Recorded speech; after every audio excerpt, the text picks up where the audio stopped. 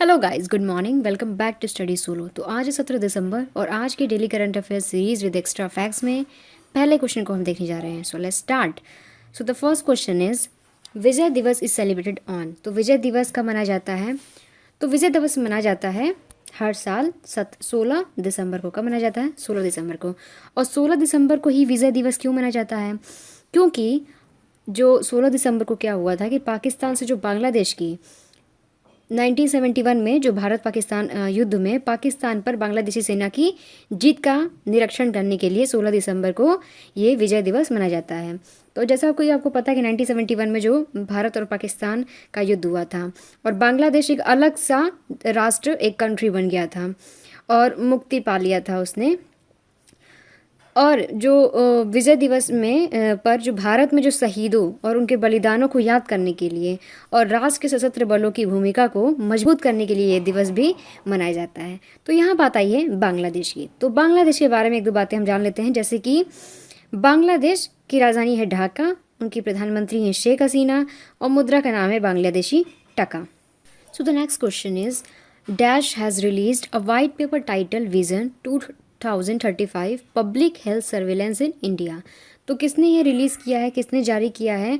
एक श्वेत पत्र यानी कि वाइट पेपर जिसका टाइटल है vision 2035 public health surveillance in India, यानी कि भारत में सार्वजनिक स्वास्थ्य निगरानी। तो किसने जारी किया है? तो ये जारी किया गया है नीति आयोग के द्वारा। किसके द्वारा? नीति आयोग के द्वारा। तो क्यों जारी किया गया है? तो नीति आयोग ने जो ये विजन 2035 भारत में जन स्वास्थ्य निगरानी यानी कि public health surveillance in India का जो टाइटल एक वाइट पत्र जारी किया है, तो इसका विज़न ये है कि जो भारत में स्वास्थ्य निगरानी है उसमें जो स्वास्थ्य प्रणाली को मजबूत बनाने के लिए ये कार्य जो भी हैं वो जारी रहेंगे।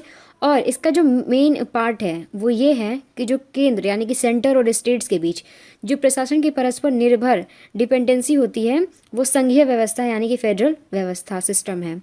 तो इस वाइट पेपर का एक और विज़न है कि जो भारत की जन स्वास्थ्य निगरानी प्रणाली है उसको अधिक प्रतिक्रियाशील और भविष्योन्मुखी बनाकर हर स्तर पर, हर लेवल पर कार्रवाई करने की तैयारी को बढ़ाना है। ठीक है, तो यहाँ पे बात आई है नीति आयोग की। तो नीति आयोग का गठन कब हुआ था? तो 1 जनवरी 2015 को इसका गठन हुआ था। इसके उद्देश्य क्या हैं? तो भारत की राज्य सरकारों द्वारा आर्थिक नीति निर्माण प्रक्रिया में सहयोग और भागीदारी को बढ़ावा देना, यानी कि foster involvement and participation in the economic policy making process by the state government of India. Headquarter कहाँ है? तो न्यू दिल्ली में। अध्यक्ष कौन है? इसके अध्यक्ष नीति आयोग के नरेंद्र मोदी हैं। सो ये तो याद रहेगा, नरेंद्र मोदी हैं नीति आयोग के अध्यक्ष। Okay, so moving on the next question. So the next question is dash to launch communication satellite CMS-01। तो कौन लॉन्च करेगा कम्युनिकेशन सैटेलाइट CMS-01? तो CMS-01 कम्युनिकेशन सैटेलाइट है उसे लॉन्च करने जा रहे हैं इसरो, यानी कि Indian space research organisation ISRO, जो कि 17 दिसंबर को अपने जो PSLV है यानी कि polar satellite launch vehicle C50 को के रूप में इस्तेमाल करते हुए संचार उपग्रह जो CMS है यानी कम्युनिकेशन सैटेलाइट है 01 को, जिसका पहले क्या नाम था GSAT-12R था, उसको लॉन्च करेगा। कौन लॉन्च करेगा? PSLV C50। कौन? PSLV C50। तो जो CMS-01 है GSAT-12 का नया वर्जन है। जो इसका पुराना नाम था GSAT-12R, बट इसका जो GSAT-12 था उसका नया वर्जन होगा CMS-01।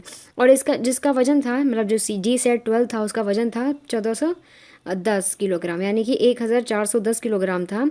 और जिसे 11 जुलाई 2011 को 8 साल की मिशन लाइफ के साथ लॉन्च किया गया था। ठीक है, तो ये भारत का 42वां संचार उपग्रह है। कौन सा? 42वां संचार उपग्रह है और इसकी मिशन आयु 7 साल की होगी। कितने वर्ष की? 7 वर्ष की।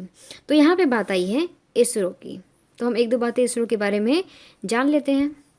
तो जो इंडियन स्पेस रिसर्च ऑर्गेनाइजेशन है उसका हेडक्वार्टर है बेंगलुरु में। संस्थापक है विक्रम साराभाई। कौन है? विक्रम साराभाई। ये बहुत बार क्वेश्चन में पूछ देता है। स्थापित कब किया गया था? 15 अगस्त 1969 को। कब? 15 अगस्त 1969 को। और इसका मूल संगठन यानी कि जो पेरेंट ऑर्गेनाइजेशन है वो है अंतरिक्ष विभाग यानी कि डिपार्टमेंट ऑफ स्पेस। और डायरेक्टर इसके कौन है? के सिवान, यानी कि कैलाश वादिव सिवान। कैलाश वादिव सिवान। सहायक कौन है? यानी कि subsidiary Vikram Sarabhai space centre. Okay, यानी कि विक्रम साराभाई अंतरिक्ष केंद्र। तो इतना हम जानते हैं इस क्वेश्चन से, आगे बढ़ते हैं। So the next question is Ola to set up world's largest scooter factory in which state. तो किस स्टेट में ये जो ओला है वो स्थापित करेगा दुनिया का सबसे बड़ा स्कूटर कारखाना। यहाँ स्टेट है, स्पेलिंग थोड़ी सी मिस्टेक हो गई है, सो सॉरी फॉर दैट। तो ओला जो है कहाँ पे स्थापित करेगा सबसे बड़ी अपनी स्कूटर फैक्ट्री, दुनिया की सबसे बड़ी स्कूटर कारखाना। तो ये स्थापित करने जा रहा है ओला तमिलनाडु में। कहाँ पे? तमिलनाडु में। तो जो तमिलनाडु में ये जो ओला है ये 2400 करोड़ रुपए के निवेश से, कितने? 2400 करोड़ रुपए के निवेश से अपना पहला कारखाना स्थापित करने के लिए तमिलनाडु सरकार के साथ एक समझौता ज्ञापन यानी कि मेमोरेंडम ऑफ अंडरस्टैंडिंग पर हस्ताक्षर किए गए हैं। ठीक है, एक इसका पूरा हो जाने पर यह तमिलनाडु में ओला फैक्ट्री दुनिया की सबसे बड़ी स्कूटर फैक्ट्री होगी। ठीक है, और शुरुआत में जो कारखाने की वार्षिक विनिर्माण क्षमता होगी कितनी होगी? 2 मिलियन यूनिट होगी। कितनी? 2 मिलियन यूनिट होगी इसकी पहले वर्ष में इसकी जो विनिर्माण क्षमता होगी स्कूटर की।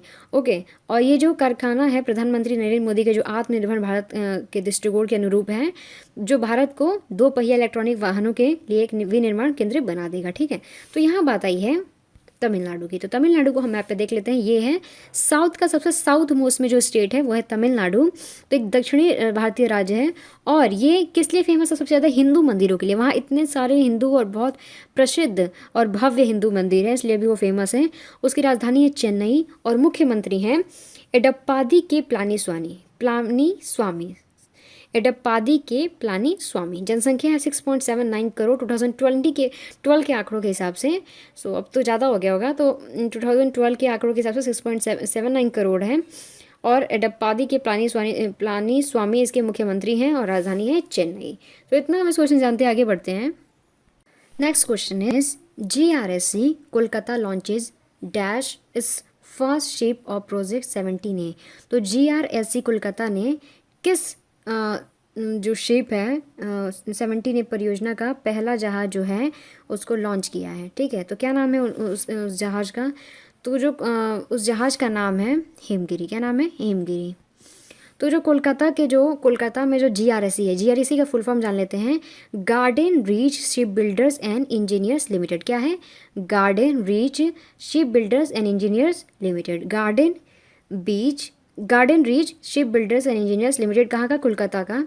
इसके द्वारा क्या किया गया है? निर्माण किया जा रहा है प्रोजेक्ट 17A जहाज़ों में से पहले जो जहाज़ है हिमगिरी, उसका जलावतरण किया गया है, यानी कि इसको लॉन्च कर दिया गया है। ठीक है, तो हिमगिरी का जो लॉन्च है भारतीय नौसेना के लिए जो P-17A के 3 अत्याधुनिक युद्धपोतों में के निर्माण के प्रति GRSC के प्रतिबद्धता को दर्शाता है, यानी कि कमिटमेंट को दर्शाता है। ठीक है, तो यहाँ पे बात आई है इंडियन नेवी की। किसकी? इंडियन नेवी की। तो इंडियन नेवी के बारे में हम कुछ बातें जान लेते हैं, इंपॉर्टेंट फैक्ट्स जान लेते हैं। तो पहली बात, तो जो भारतीय नौसेना होता है इंडियन नेवी, उसके उसके जो सर्वोच्च कमांडर होते हैं वो कौन होता है? भारत के राष्ट्रपति। कौन? भारत के जो राष्ट्रपति हैं वो इंडियन नेवी के सर्वोच्च कमांडर होते हैं। ओके, और इसके जो नौसेना स्टाफ होते हैं वो एक 4 सितारा मतलब कि 4 स्टार एडमिरल होते हैं। कौन जो होते हैं? नौसेना स्टाफ जो होते हैं वो एक 4 स्टार एडमिरल होते हैं। ठीक है, तो यहाँ पे बात आती है चीफ ऑफ नेवल स्टाफ कौन है। ठीक है, तो उसके प्रमुख होते हैं एडमिरल, अभी इस समय है एडमिरल करमवीर सिंह। कौन है? एडमिरल करमवीर सिंह। कब स्थापित किया गया था? तो 5 सितंबर 1612 में स्थापित किया गया था। और इसका रोल क्या है? तो नौसेना युद्ध में, शक्ति प्रक्षेपण में, शिपलिफ्ट या बड़े पैमाने पर प्रतिशोध में। तो इतना हम इस क्वेश्चन जानते हैं, आगे बढ़ते हैं फटाफट। So the next question is who was Shripati Khanchane who passed away. तो कौन थे वो? तो वो एक क्या थे? रेसलर थे। कौन थे? रेसलर। तो ये जो पहलवान थे इन्होंने क्या सबसे बड़ी इनकी प्रसिद्धि है वर्ष 1959 में। कब? 1959 में एक इन्होंने खिताब जीता था जिसका नाम था हिंद केसरी। क्या नाम था? हिंद केसरी। सो 1959 में इन्होंने एक हिंद केसरी खिताब जीता था और तभी से भारतीय पहलवान प्रसिद्ध हो गए थे। सबसे ज़्यादा प्रसिद्धि इनको इन्हीं से मिली थी और इनका अब निधन हो गया है। तो 1959 में जो खान चेनले हैं, दिल्ली के एक न्यू रेलवे स्टेडियम में पहलवान रुस्तम पंजाब बट्टा सिंह को हराकर, किसको, रुस्तम पंजाब कौन थे, बटा सिंह, उनको हराकर हिंद केसरी का खिताब जीता था। ठीक है, और जो हम आपको बता दें कि जो हिंद केसरी है वो भारतीय कुश्ती का दुनिया में सर्वोच्च सम्मान है। क्या है, भारतीय कुश्ती की दुनिया में सर्वोच्च सम्मान है ये हिंद केसरी। ठीक है, तो इनको महाराष्ट्र सरकार के द्वारा दिए जाने वाले शिव छत्रपति पुरस्कार के भी प्राप्त करता है थे, शिव छत्रपति पुरस्कार। ठीक है, यहाँ पे बात है ये महाराष्ट्र की, तो महाराष्ट्र के बारे में हम कुछ बातें जान लेते हैं। सबसे पहले तो महाराष्ट्र के जो है वो भारत का दूसरा सबसे आबादी वाला राज्य है, और साथ ही दूसरा सबसे आबादी वाला देश उपखंड भी है। तो अच्छा, ये सबसे ज़्यादा दूसरे नंबर पे है आबादी वाले राज्य में। तो पहला कौन है, तो पहला है यूपी। कौन है पहला, यूपी, और दूसरे पे है महाराष्ट्र। ओके, और इसके गवर्नर के बारे में जान लेते हैं, गवर्नर का नाम जान लेते हैं। ये हैं भगत सिंह कोश्यारी, सीएम है उद्धव ठाकरे, कैपिटल है मुंबई, और पॉपुलेशन 2012 के आंकड़ों के हिसाब से 11.42 करोड़ है। So moving on the next question. So the next question is, which state to host 2023 FIH Men's Hockey World Cup? तो कौन सा वो स्टेट है जो 2023 के FIH Men's Hockey World Cup की मेजबानी करेगा या होस्टिंग करेगा? तो ये करेंगे उड़ीसा। उड़ीसा जो राज्य है वो करने जा रहा है। ठीक है, तो जो इंटरनेशनल FIH का फुल फॉर्म होता है इंटरनेशनल हॉकी फेडरेशन। ठीक है, तो इंटरनेशनल हॉकी फेडरेशन है जो वर्ष 2023 की FIH पुरुष हॉकी विश्व कप की जो होस्टिंग है वो लगातार दूसरी बार किसको दिया है, उड़ीसा को दिया है। लगातार दूसरी बार 100 पे जाने की घोषणा की गई है। ठीक है, मेंस हॉकी वर्ल्ड कप ये हर 4 साल के बाद होता है। तो लास्ट टाइम कब हुआ था, 2018 में किया गया था, और अब 4 साल बाद ये 2023 में किया जा रहा है। ठीक है, ये 2 स्थानों पर किया जाएगा, भुवनेश्वर और राउरकेला। तो भुवनेश्वर के कलिंगा स्टेडियम में, और राउरकेला में जब होगा तो वहाँ पे जो बीजू पटनायक हॉकी स्टेडियम है वहाँ पे आयोजित किया जाएगा। ठीक है, और ये जो 2023 टूर्नामेंट जो है मेंस का हॉकी वर्ल्ड कप, ये 15वां संस्करण होगा। कौन सा संस्करण होगा, 15वां संस्करण होगा। तो इतना हम जानते हैं इस क्वेश्चन से। हम यहाँ पे बात आई है उड़ीसा की, तो उड़ीसा को हम मैप में देख लेते हैं। तो ये रहा उड़ीसा मैप में, और इसका कैपिटल है भुवनेश्वर। इसके गवर्नर है गणेशी लाल। कौन है, गणेशी लाल। कैपिटल है भुवनेश्वर। सीएम कौन है, नवीन पटनायक। सीएम और गवर्नर तो आपको बिल्कुल भूलना ही नहीं है। गवर्नर है गणेशी लाल, सीएम है नवीन पटनायक। पॉपुलेशन अगर 2014 के हिसाब से आंकड़ों से देखें 4.37 करोड़ है। So the next question is, 9th edition of Sustainable Mountain Development Summit held in which city? तो किस सिटी में ये किया गया है, ये समिट है सस्टेनेबल माउंटेन डेवलपमेंट का, किस सिटी में हुआ है? तो ये हुआ है देहरादून। देहरादून कहाँ का है, उत्तराखंड का है।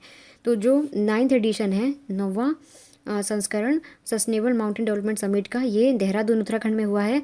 और ये जो समिट है वो कितने दिन तक चलेगा? ये चलेगा 4 डे लॉन्ग है, यानी कि 4 दिन तक चलेगा ये। ठीक है, और जो किसके द्वारा ऑर्गेनाइज किया गया है, इंडियन माउंटेन इनिशिएटिव के द्वारा, IMI इंडियन माउंटेन इनिशिएटिव के द्वारा ये ऑर्गेनाइज किया गया है। और होस्ट किसने किया है, तो ये होस्ट किए हैं SDFU यानी कि सस्टेनेबल डेवलपमेंट फोरम उत्तरांचल किए हैं, इन्होंने होस्ट किया है और ऑर्गेनाइज किया इंडियन माउंटेन इनिशिएटिव ने। तो यहाँ पे बात आई उत्तराखंड की, तो उत्तराखंड को मैप में देख लेते हैं। साथ ही साथ गवर्नर जो हैं यहाँ की हैं बेबी रानी मौर्य हैं, CM हैं त्रिवेंद्र सिंह रावत। गवर्नर है बेबी रानी मौर्य, CM है त्रिवेंद्र सिंह रावत, और पॉपुलेशन 2012 के आंकड़ों के हिसाब से 1.01 करोड़ है। सो बढ़ते हैं नेक्स्ट क्वेश्चन पे। तो this is the last most question of this series. So the question is, the first person to fly faster from the speed of sound died at the age of, तो कौन सी as पे उनकी मृत्यु हो गई है? तो उनकी मृत्यु हुई है 97। ठीक है, सो ये वो पायलट हैं जिन्होंने 1947 में एक इतिहास रच दिया था, जब इन्होंने ध्वनि से भी ज़्यादा तेज़, ठीक है, विमान उड़ाया था। और इनकी अब 97 की उम्र में क्या हुई है, डेथ हो गई है। तो जो ये थे US के वायुसेना के अधिकारी भी थे और टेस्ट पायलट जो चक येजर हैं, उन्होंने 1947 में इतिहास के पहले पायलट बने जिन्होंने ध्वनि से भी ज़्यादा गति से विमान उड़ाया था। ठीक है, और 14 अक्टूबर 1947 को साउंड बैरियर को तोड़कर आवाज़ से भी ज़्यादा गति में विमान उड़ाने वाले दुनिया के सबसे पहले टेस्ट पायलट बने थे ये। और इन्होंने जो बेल X-1 एयरक्राफ्ट था उसको 45,000 फीट, कितने, 45,000 फीट की ऊंचाई पर उड़ाया था। कितने फीट की ऊंचाई पे, 45,000 फीट की ऊंचाई पर उड़ाया था। ठीक है, तो ये बहुत ही अनबिलीवेबल इनका अपना में ही रिकॉर्ड है एक। तो यहाँ पे यूएस की बात आई है तो यूएस के राष्ट्रपति डोनाल्ड ट्रंप, और अभी डोनाल्ड ट्रंप अभी हैं, बट जनवरी से कौन बन जाएगा, जो बाइडेन, और इसकी वाइस प्रेसिडेंट बन जाएगी कमला हैरिस जो कि भारतीय मूल की हैं। और स्टेट्स इसमें कितने हैं, 50 स्टेट से बना है यूएस, ठीक है। तो इतना हम जानते हैं। Thank you so much guys for watching this video. अगर ये वीडियो थोड़ी सी भी हेल्पफुल रहती है तो please like, share and subscribe to study solo and keep studying, keep enjoying, and thank you so much. Thank you so much.